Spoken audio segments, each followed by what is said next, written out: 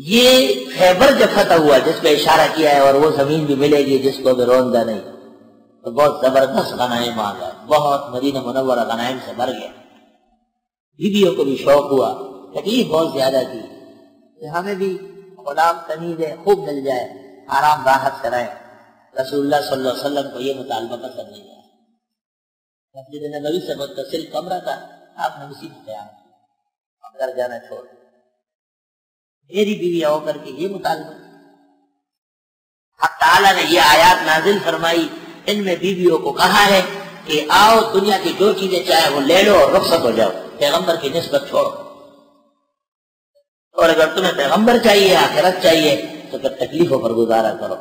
بیویوں نے بال اللہ اور رسول کو اختیار کیا۔ سب سے پہلے عائشہ صدیقہ نے، ان آیات کو آیات تخییر کہتے ہیں، اور اس سے صحابہ کرام بالخصوص ازواج مطہرات کی بڑی فضیلت اور منقبت ثابت ہوتی ہے۔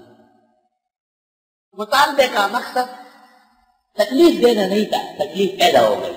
جب تکلیف کا شائقہ خیال میں آیا تو مطالبے سے پیچھے آیا۔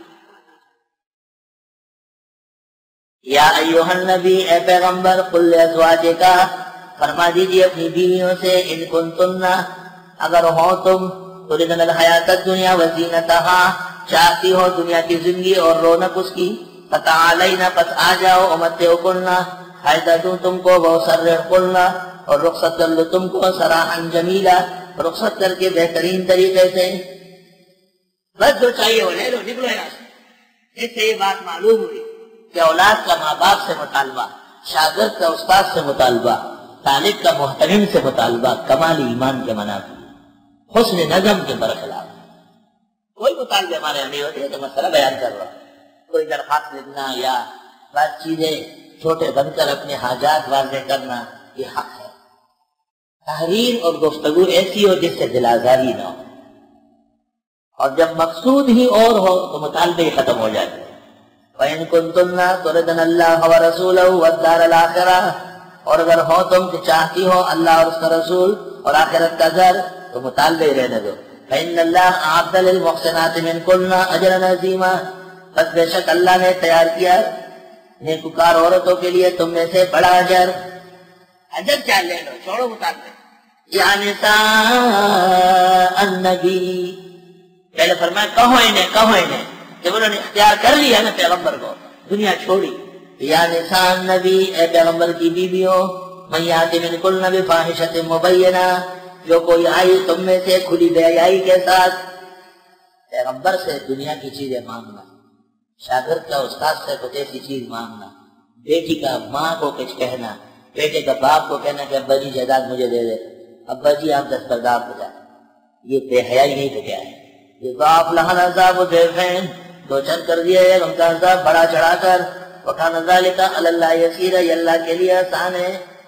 ومن یقنط منکن للہ ورسولہ، اور جو کوئی تابعداری کرے تم میں سے اللہ اس کے رسول کے لیے، وتعمل صالحا، اور عمل کرے نیک، نؤتها اجرها مرتين، دے دیں گے ان کا اجر دوہرا۔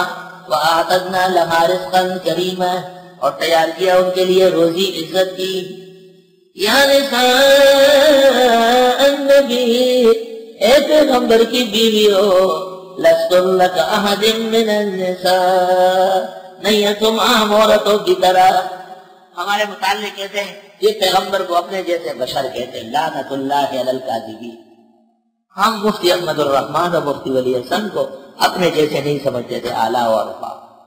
ہم مولانا انور شاہ حسین احمد کی طرح پورے دنیا کو نہیں سمجھتے۔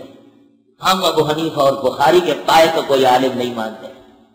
ہم ابو بکر و عمر جیسے پوری امتوں میں کسی کو نہیں مانتے۔ ہم محمد رسول اللہ صلی اللہ علیہ وسلم کی طرح کسی پیغمبر کے بھی قائل نہیں۔ کوئی پیغمبر بھی آپ کے مقامات کے برابر نہیں۔ اللہ نے آپ کو کلی فضائل عطا فرمائے۔ پیغمبر کی بیویوں کو کہا جا رہا ہے اے پیغمبر کی بیویوں تم عام عورتیں نہیں ہو، تو پیغمبر کیسے عام بشر ہو سکتا ہے؟ نفس انسانیت، نفس بشریت میں سب برابر ہے۔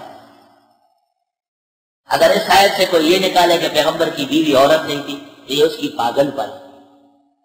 اگر اس آیت سے کوئی یہ سمجھے کہ پیغمبر کی بیوی انسان و بشر نہیں تھی تو وہ دیوانہ ہے۔ یہ سب مقامات درجات کا فرق ہے۔ مولانا روح فرماتے ہیں گر بصورت آدمی انسان بدے احمد ابو جہل ہم یکساں بدے. صرف ظاہری شکل سے کوئی انسان بنتا ہے تو مولانا روم کہتے کہ ابو جہل بھی انسان تھا, محمد رسول اللہ صلی اللہ علیہ وسلم بھی انسان تھا. مولانا روم کا شعر ہے گر بصورت آدمی انسان بدے احمد ابو جہل ہم یکساں بدے.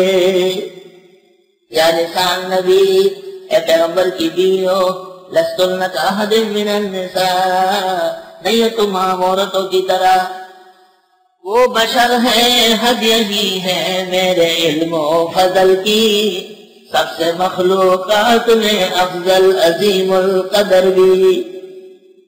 محمد بشر لیس کالبشری یاقوت حجر لیس کالحجری.